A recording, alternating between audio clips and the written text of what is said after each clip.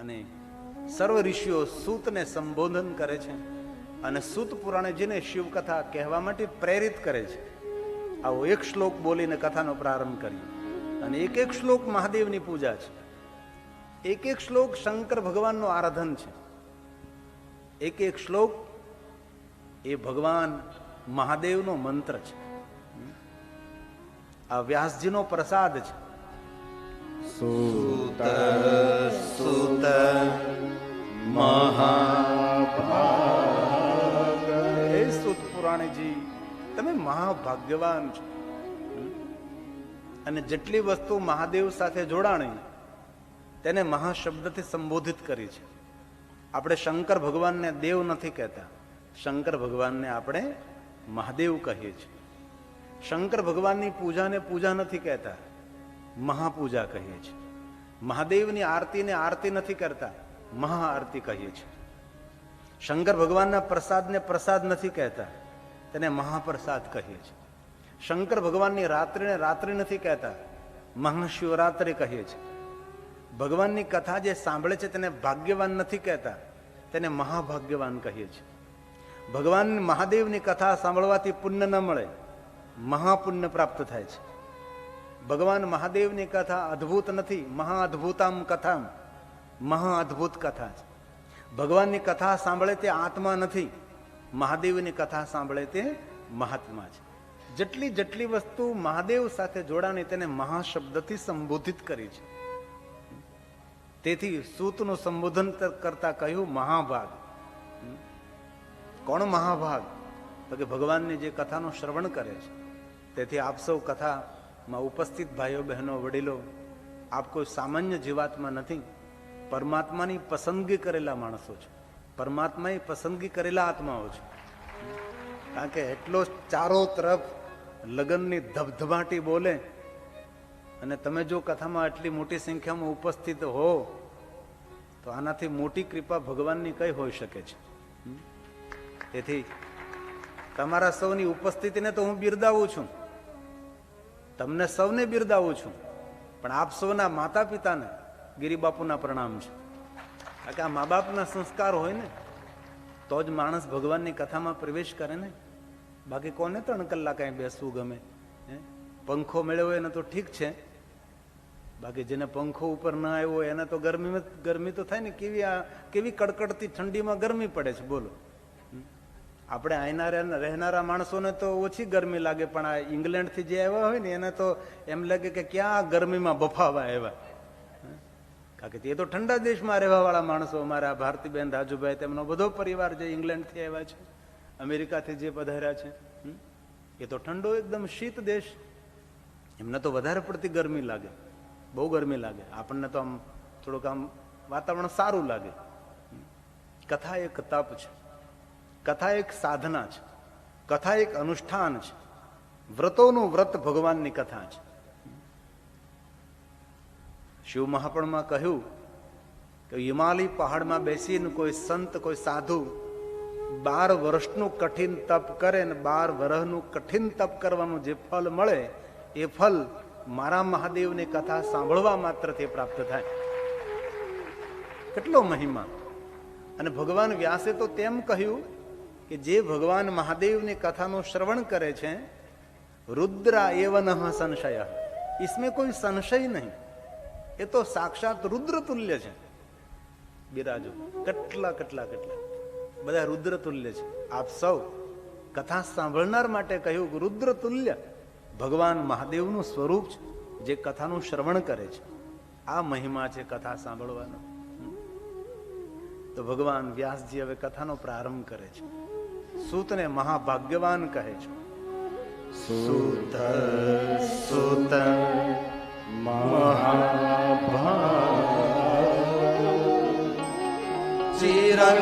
ચિરંજીવન સુખી ભવ યસ્રાવયસી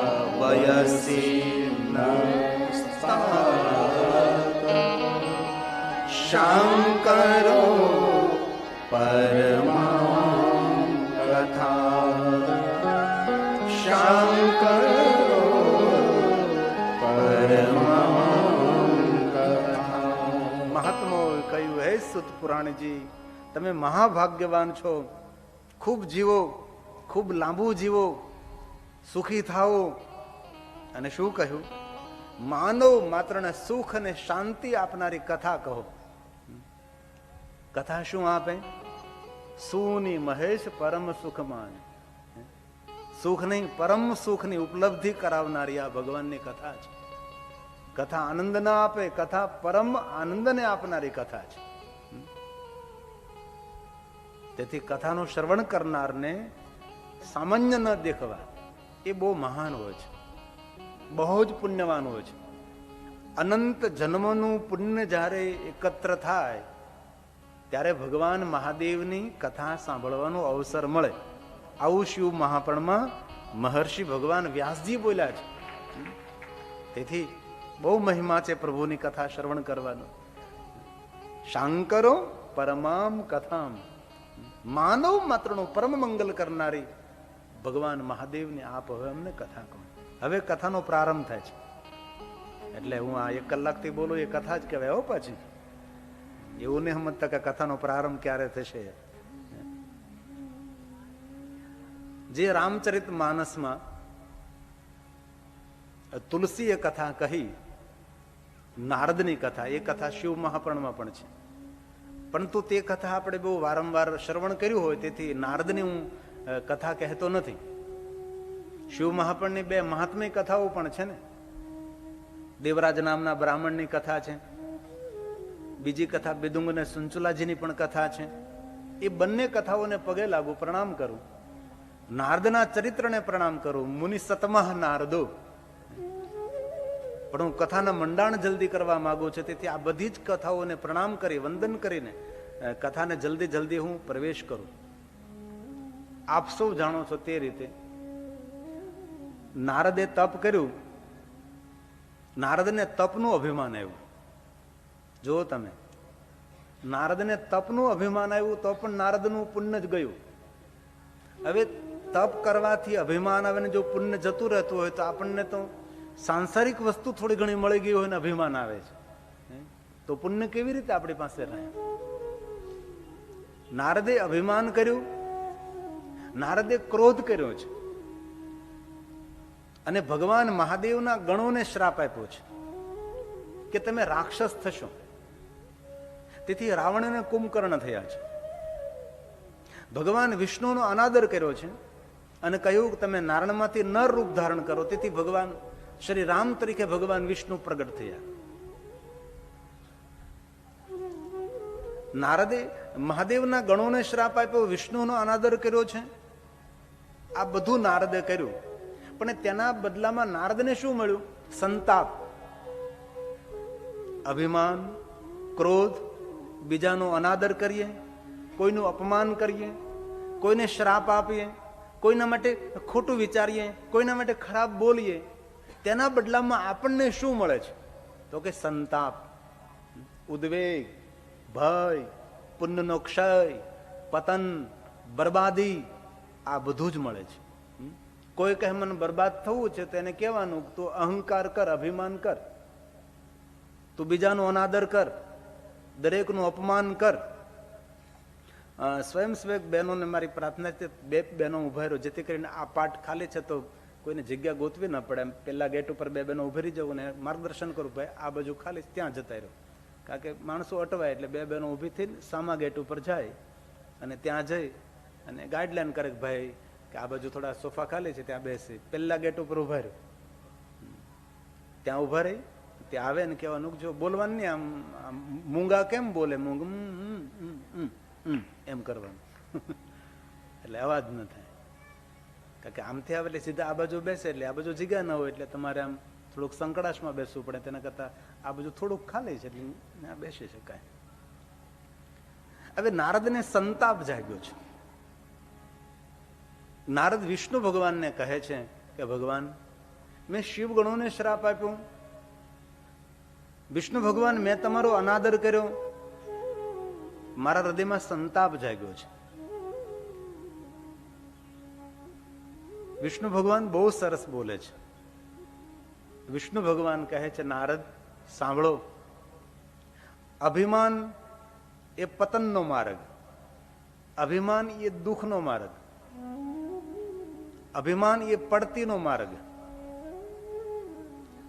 અને તમે ક્રોધ કર્યો. નારદ ક્રોધ તો પુણ્યનો ક્ષય કરે છે. અને જ્યારે નારદ પુણ્યનો ક્ષય થાય ત્યારે સંતાપ જાગે. કોઈને શ્રાપ આપીએ આપણે નારદ, હવે એમનું તો અહિત થતું થાય, પણ આપણું તો અહિત થવા લાગે છે. તેથી નારદ સાધુ પુરુષોએ, સજ્જન પુરુષોએ, પુણ્યવાન પુરુષોએ કોઈને શ્રાપ ન આપવો અને કોઈના માટે ખરાબ વિચારવું નહીં. નારદ કહે છે ભગવાન વિષ્ણુ, સંતાપમાંથી છૂટવા માટે મારે શું કરવું જોઈએ? હવે ભગવાન વિષ્ણુ કહે છે નારદ, સંતાપમાંથી છૂટવા માટે પહેલો માર્ગ છે. આ શ્લોક વિષ્ણુ ભગવાનના મુખમાંથી પ્રગટ થાય અને શિવ કથા વિષ્ણુના મુખમાંથી પ્રગટ થાય છે. સ્વયં ભગવાન વિષ્ણુ બોલ્યા છે, આપાદ મસ્તકં સૌમ્યં ભસ્મનોદ તુલ્ય સાદર. આ શ્લોક વિષ્ણુ ભગવાનના મુખમાંથી પ્રગટ થયો છે. રાજુભાઈ, ભારતીબેન, તમારા બાળકોને ગુજરાતી થોડું ઘણું સમજાય છે ને? હું બોલું એ સમજી શકે છે ને? ક્યાં એમના છોકરા કોણ કામ કરો તો? બંને દીકરા દીકરી તમે બે છો? હા બેટા, ખૂબ તાળીઓ વડે વધાવો બે બાળકોને. મેં કીધું હતું મને નામ આપજો. નામ શું છે આમાં? તે હું લખ્યું એલામાં કે ઉકલતું નથી મને. શયન, શયન નામ છે. શયન, શયન. અને તનિક્ષા, તનિક્ષા. કેટલા સરસ નામ છે. વાહ, ખૂબ તાલીઓ વડે બિરદાવો દીકરાઓને. બોલો લ્યો, આ પરદેશના દીકરા દીકરીઓ તો પણ આમ કેમ ધ્યાનથી કથા સાંભળે છે. એટલે તમે કથામાં ધ્યાન રાખજો. એટલે તમે તાર ન સાંભળો તો કઈ નહીં, પણ ઓલો કેમેરા વાળા તમારા ઉપર તાટકેલા હોય. પછી તમે જો કઈક આમ તેમ બોલો આમ કરતા હશો ને, તો તમે જયારે તમારી કેસેટ જોશો ને ત્યારે તમને બહુ શરમ લાગશે કે આ ક્યાં કર્યું. અને કથામાં દરેકે સાવધાન રહેવું, કારણ કે આ છે ને 1, 2, 3, 4 ને 5 જણા ચોર પકડે. એટલે તમને કોઈ સમય એ રેકોર્ડ કરતા હોય, તમે કઈક મોબાઈલમાં ફાફા મારતા હો, કાં ઝોલા ખાતા હો, કાં બેઠા બેઠા માથામાં ખંજવાળતા હોય, તે થોડીક સાવધાની જરૂરી છે. આ પહેલો ઉપાય ભગવાન વિષ્ણુ કહે. સંતાપમાંથી છૂટવા માટે શું કરવું? તો કે ભાલમાં ભસ્મનું ત્રિપુંડ કરો. અને કોઈ પણ સમય અંદરથી આમ આપણને સંતાપ થાય, ઉદ્વેગ થાય, ભય લાગે, થાય ને એવું ક્યારેક થાય ને, ભય લાગે આપણને અંદરથી, ડર લાગે. ડર કઈ વસ્તુનો ડર લાગે એની આપણને ખબર નથી, પણ ક્યારેક ક્યારેક એવો ડર લાગે અંદરથી, કોઈ ભય આપણને સતાવે. ત્યારે શું કરવું? તો વિષ્ણુ ભગવાને કહ્યું છે ભાલમાં ભસ્મનું ત્રિપુંડ કરો અથવા ભસ્મની બિંદી કરો. આ વિષ્ણુ ભગવાનનો કહેલો ઉપાય છે. અને શિવપુરાણમાં તો ભસ્મનો મહિમા અનંત ભગવાન મહાદેવે ભવાનીને કહ્યો છે. ઉમા કહું મેં અનુભવ અપના સત હરિ ભજન જગત સબ સપના. જગતના સાર તત્વ રૂપે મારા અંગ ઉપર હું ભસ્મ લગાડું છું. શંકરજીને ભસ્મ વાલે છે. ભસ્મ એટલે રાખ. ઓમ અગ્નિરીતિ ભસ્મ, વાયુરીતિ ભસ્મ, જલમિતિ ભસ્મ, સ્થલમિતિ ભસ્મ, લોકાગ્નિ જનિત ભસ્મ, શિવાગ્નિ જનિત ભસ્મ, વેદાગ્નિ જનિત ભસ્મ, દેવાગ્નિ જનિત ભસ્મ, સ્વલત ભસ્મ, સોરત ભસ્મ, અગ્નિ ભસ્મ. પરંતુ આ બધી જ ભસ્મ શિવજી ધારણ ન કરે. ન સુવર્ણ ભસ્મ, ન રજત ભસ્મ, ન યજ્ઞકુંડની ભસ્મ. શંકરજી આપણા અંગ પર, પોતાના અંગ પર ભસ્મ લગાવે તો કઈ ભસ્મ લગાવે છે? સુવર્ણ ભસ્મ નહીં, ચાંદીની ભસ્મ નહીં, કોઈ યજ્ઞકુંડ નહીં, તો કોઈ નહીં. શંકર ભગવાન પોતાના અંગ પર ભસ્મ લગાવે છે. પુષ્પદંત બોલે છે, સ્મશાનેશ્વા ક્રીડા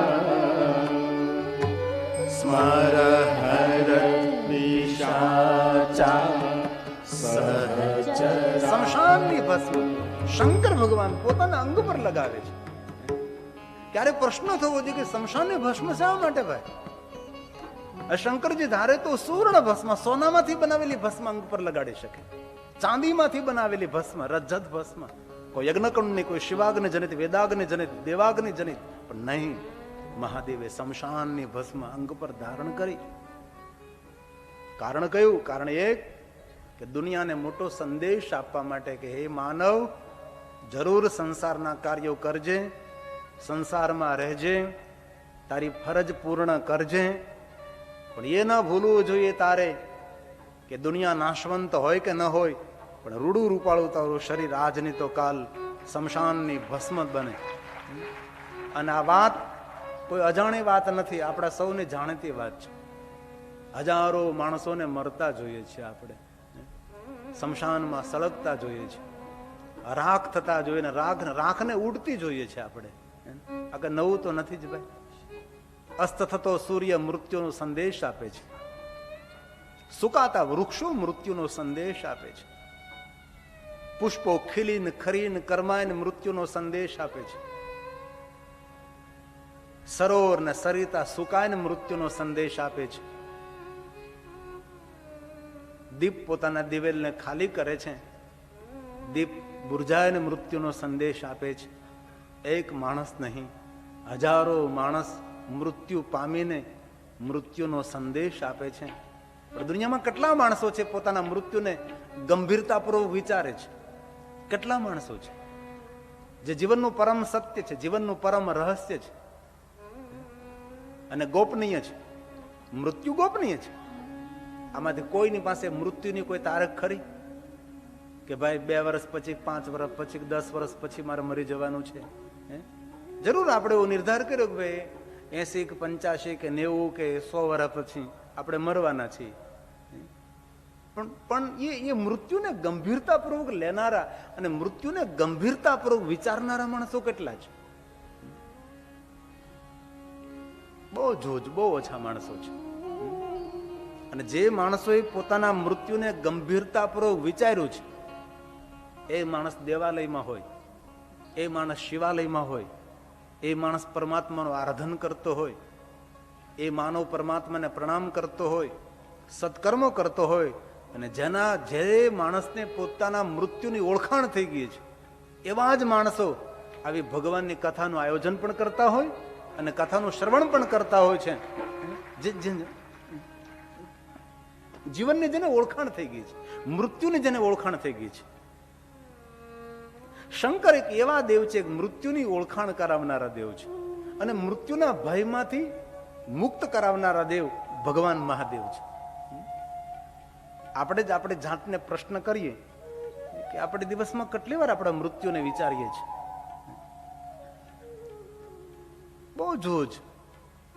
બહુ ઓછા માણસો હોય છે. તેથી આ જન્મ મળ્યો છે, એ જન્મનો ઉત્સવ ઉજવીએ આપણે. બાકી તો મૃત્યુ ક્યારે આવે, ક્યાં સ્થાને આવે, કઈ રીતે આવે, તેની આ દુનિયામાં કોઈને ખબર નથી. રહસ્યથી ભરેલું આ જીવનનો ગોપનીયમાં ગોપનીય વસ્તુ એ મૃત્યુ છે. તેથી જેટલું થાય તેટલું આત્મકલ્યાણ, સત્કર્મ, સત્પ્રવૃત્તિ, સદભક્તિ. એક સુંદર કીર્તન છે, જીવન મળ્યું છે, જન્મ મળ્યો છે, દુર્લભો મનુષ્ય દેહો દેહી નામ ક્ષણભંગુર, બડે ભાગ માનુજતનું પાવા. આ જન્મ મળ્યો છે તો જન્મને સાર્થક કેવી રીતે કરવું? 2-3 પંક્તિ સંભળાવું. आया जो जग में कर ले तू सेवा, आया जो जग में कर ले तू सेवा, जाना है एक दिन अकेला, भजन तू कर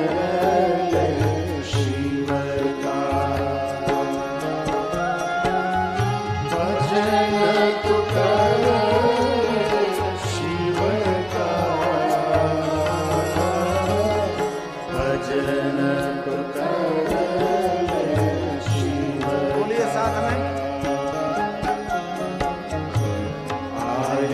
जो जग में कर ले तो सेवा, आया जो जग में कर ले तो सेवा, जाना है एक दिन अकेला,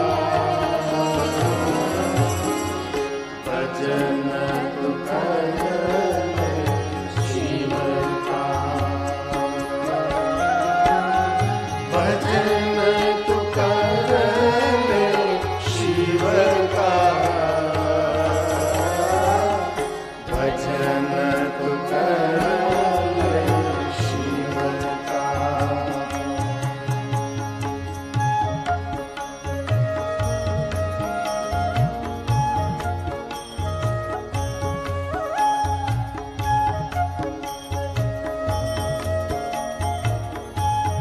महादेव महादेव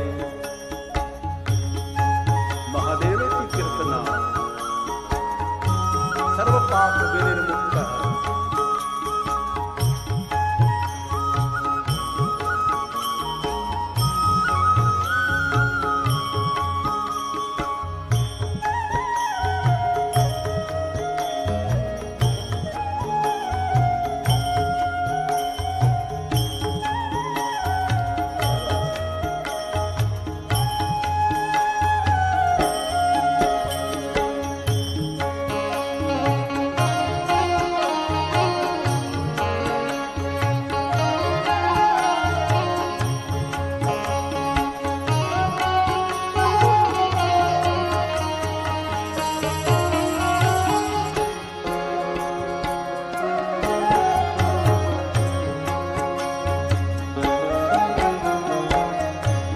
आया जो जग में कर ले तो सेवा, आया जो जग में कर ले तो सेवा, जाना है एक दिन अकेला,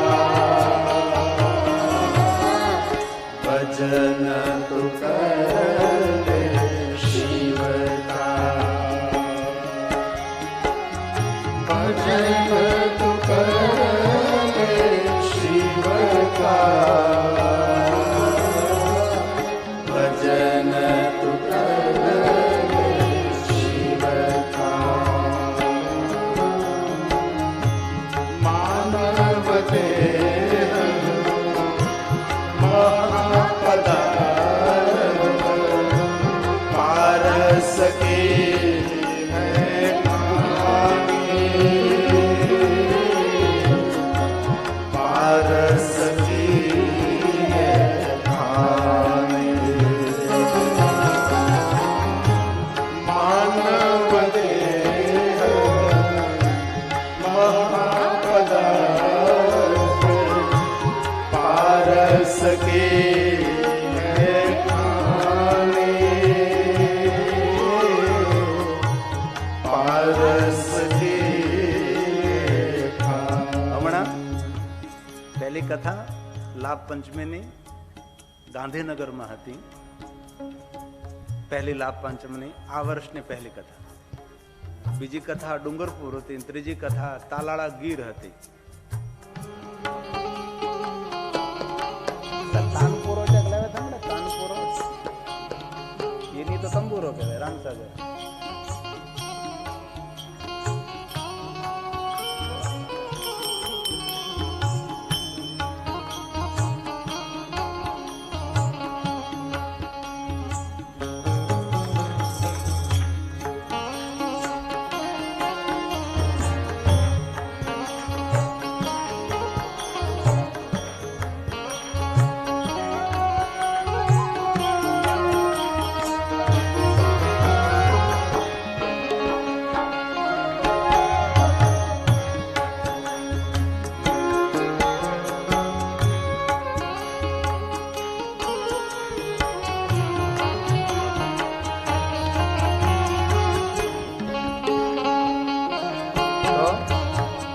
ગાંધીનગરમાં એક સ્વામિનારાયણ સંપ્રદાયને એક વયોવૃદ્ધ સંત આવેલા, બહુ જ આમ વૃદ્ધ હતા, પણ એમને એક બહુ સરસ વાત કરી. આ પારસમણીની વાત આવી ને, માનવ દેહ મહાપદાર્થ પારસ કી ખાની, તો એમના મુખેથી સાંભળેલી વાત બહુ સુંદર, મને ગમી, એટલે તમારા સુધી હું પહોંચાડું. એક સંત એક ગ્રસ્તને ઘરે જાય છે, અને પેલો ભગત માણસ એટલે સાધુ સંતને ખૂબ આદર આપે. નાનો માણસ, ઘર પણ નાનું, ખોરડું પણ નાનું, પરિવાર પણ નાનો, તેને ત્યાં સંત પધાર્યા છે. એટલે પેલા સાધુએ એમ કહ્યું કે મને પ્રસાદ લેવાનો છે, મને ભોજન કરવું છે. તો પેલો ઝૂંપડામાં રહેનારો માણસ એમ કહે છે કે હું જમાડું, પણ મારા ઘરમાં રોટલો ને ચટણી 2 વસ્તુ છે. રોટલો ઘડી આપું, ચટણી વાટી દઉં. પેલા સાધુ કે ભલે, જે આપના પાસે હોય એ મને ભોજન કરાવો. નાનું ઘર છે, નાનું કુટુંબ છે, ખોરડામાં રહે છે, નિર્ધન છે.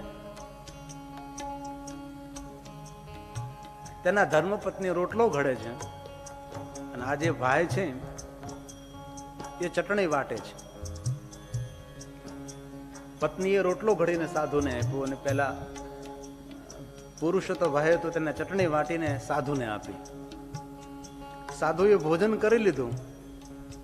ત્યારબાદ કહ્યું કે તમારા ઘરમાં જેટલી લોખંડની વસ્તુ હોય એ બધી મને આપો. પેલા ગ્રસ્તને એમ થયું કે આ બાપુની ઝૂંપડીમાં, મઢીમાં એમની પાસે લોખંડની વસ્તુ નહીં હોય, એટલે આપણે ઘરેથી લઈ જવી છે. એવા ભાવથી, ભલે બાપુ, એમાં શું. એક લોઢી હતી, એક સાણસી હતી, એક તવીથો હતો, એક છીપિયો હતો, આટલી વસ્તુ હતી. લોખંડની વસ્તુ થોડી ઘણી લાવીને સાધુની આગળ મૂકે છે. પેલો ગ્રસ્ત કહે કે બાપુ, તમારે જો ઘરમાં જરૂર હોય તો લઈ જાવ આપ. તમારે તમારી મઢીમાં, તમારા આશ્રમમાં જો જરૂર હોય તો આપ લઈ જાવ. સાધુ કહે કે ના, એવું નથી. તું જે ચટણી વાટતો હતો ને એ પાણો લાવ, પથ્થર.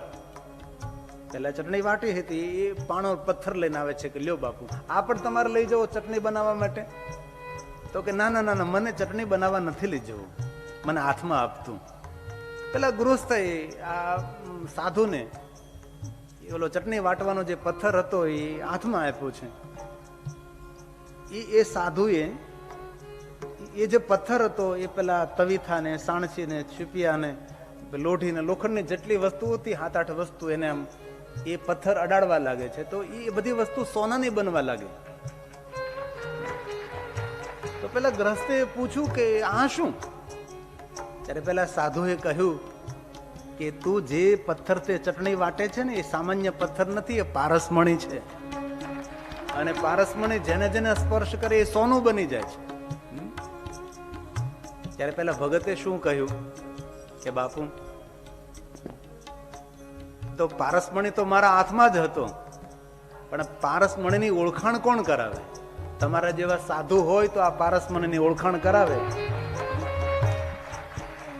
બાકી તો જીવન આખું વાટવામાં જતું રહે છે.